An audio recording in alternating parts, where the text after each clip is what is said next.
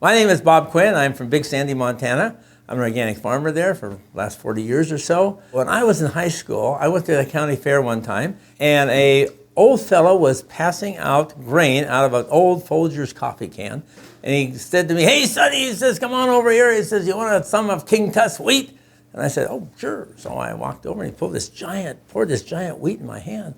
And I'd never seen anything so big. But I'd heard that it had come from Egypt. We heard the story in the county. It was around, and people knew about it. Almost 10 years went by, and then I thought, wow, I wonder if I could use this ancient wheat to make a snack, like corn nuts.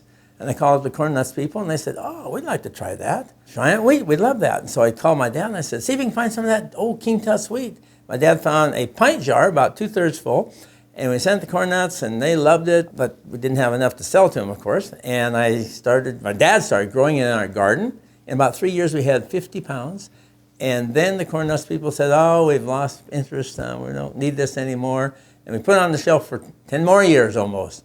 And in '86, we went to our first food show in California, in Anaheim.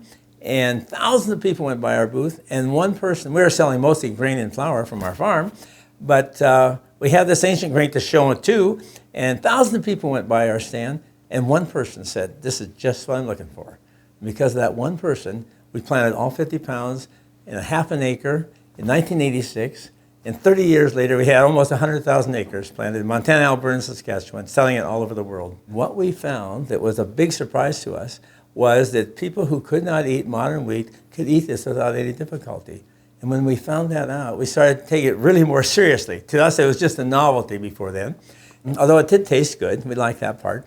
But it was just a novelty. But when we found out it really helped people heal, then we started doing research. And now we've done probably published 35 different peer-reviewed journal articles, all about studying modern wheat compared to ancient wheat with chronic disease. So diabetes, heart disease, irritable bowel syndrome, we found a significant difference between the ancient wheat and the modern wheat. The biggest difference was it's anti-inflammatory.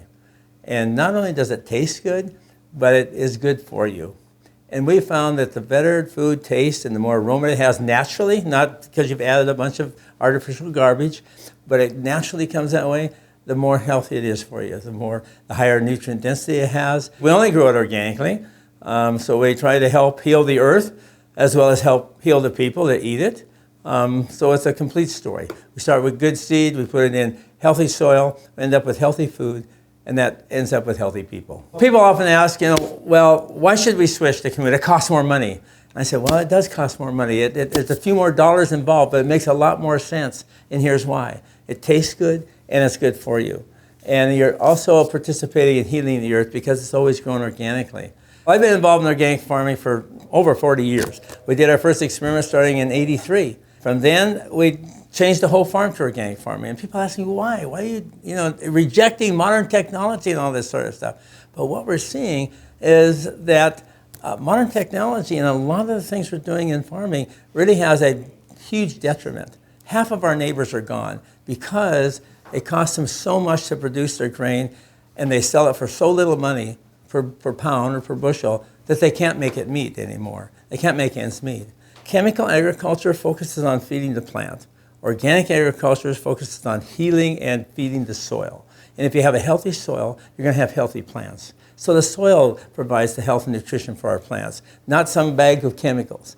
And so that's why we really promote organic agriculture, because it's sustainable. It's good for the long term. A lot of these chemicals we use for pesticides and herbicides now have developed resistance in weeds and in insects, so now they're not any good anymore. People put more and more on. We're poisoning the earth even more and more with less and less results. And there's a better way, and that is to be more like nature. And I tell my friends, if the more you can mimic nature, the more successful you're going to be as an organic farmer. We found because it's never been bred and changed in any way from the way it started out, it can only be grown in this very small area of the northern Great Plains. Montana, Alberta, Saskatchewan, western part of the Dakotas is the best place it grows in North America. That is because if it grows into the corn country where they get lots of rain, it gets disease. And it's not resistant to that. It was from Mesopotamia, an area where it's planted in the fall, it grows through the winter, and as it's ripening, it never gets any rain because it gets hot and dry. And that's the way it is here in Montana. But if you put rain on it, too much rain, it's not resistant to that. So a lot of other things have been changed with modern wheat, and that's why a lot of people have trouble with it. Nothing has been changed with this. It's just like the day it was created, the day it was made. And so we try to keep it that way and try to bring it to you in the healthiest form possible.